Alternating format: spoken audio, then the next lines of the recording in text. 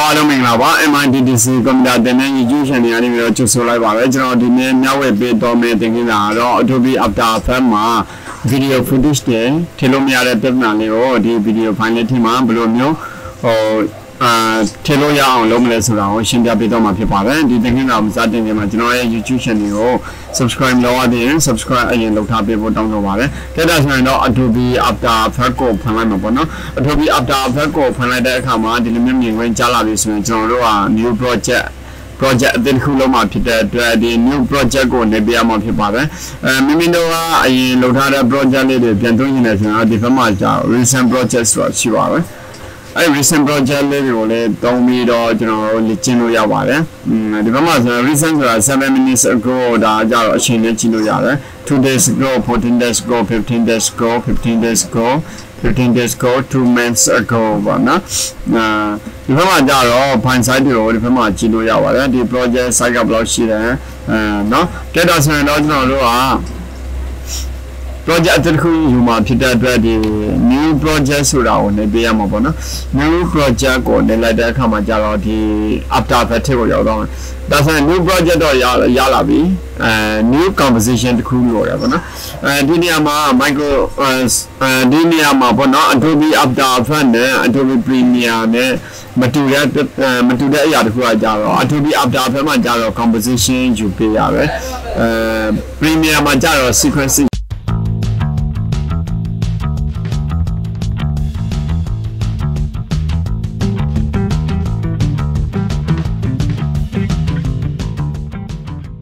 ယူပြီးတော့ editing လုပ်ရတယ်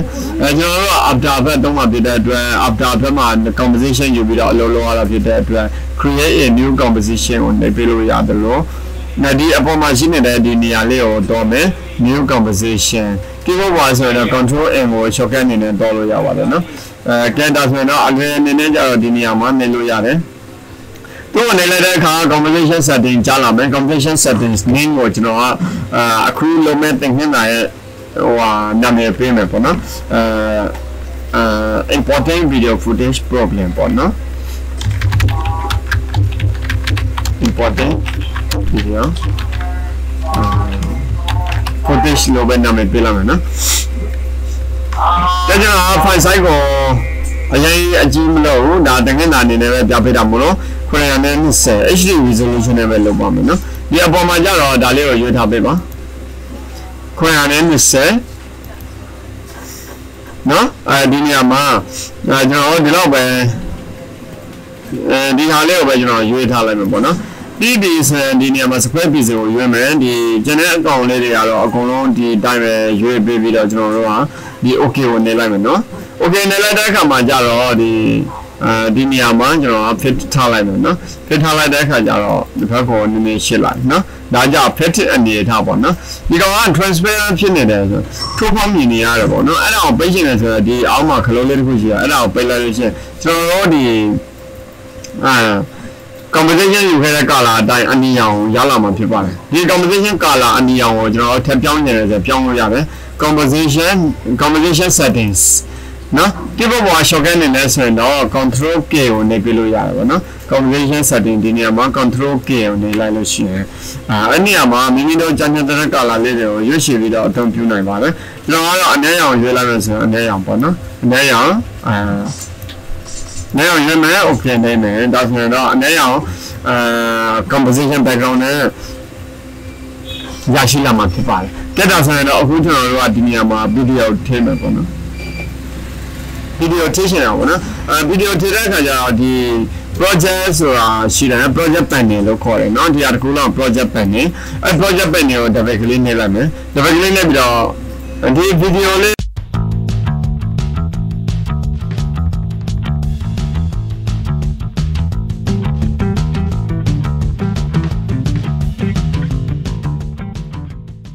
ပေါ့နော်တခုခုပေါ့နော်အဲ့ဒီမိမိတို့ကြံ့တဲ့ဗီဒီယိုပေါ့ကို edit လုပ်မဲ့ဗီဒီယိုတခုခုကိုဆွဲထည့်မယ်နော်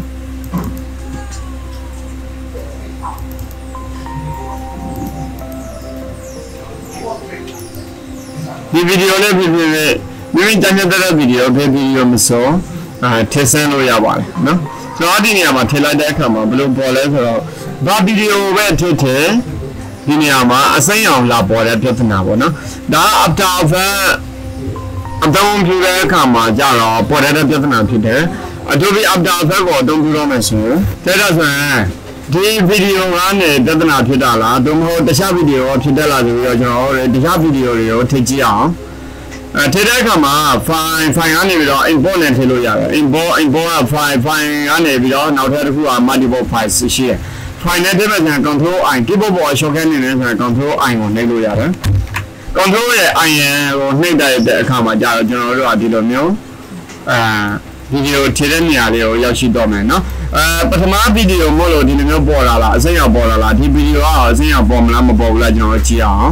import နဲ့ထည့်လိုက်တယ်ဒါဆိုရင်ဒီဗီဒီယိုကလည်းအစိမ်းရောင်ပေါ်တယ်ဒါဆိုရင်ဒီနောက်မှာပဲအစိမ်းရောင်ပေါ်လာလားသို့မဟုတ်ဒီနေရာကိုထည့်လိုက်တဲ့အခါမှာအစိမ်းရောင်ပေါ်နိုင်သေးလားပေါ့နော်အဲ့လိုဆိုရင်ကျွန်တော်တို့ကဒီအောက်ကိုဆွဲချလိုက်မယ်ဒါဆိုရင်လည်းဒီမှာအစိမ်းရောင်ပေါ်တယ်နော်အစိမ်းရောင်ပေါ်တဲ့အခါကျတော့ကျွန်တော်တို့အတွက်ဒီဗီဒီယိုက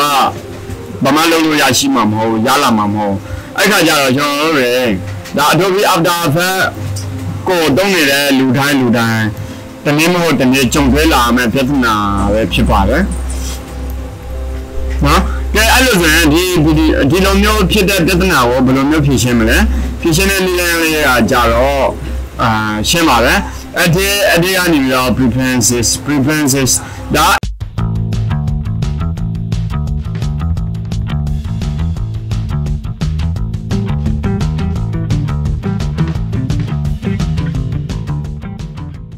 import နဲ့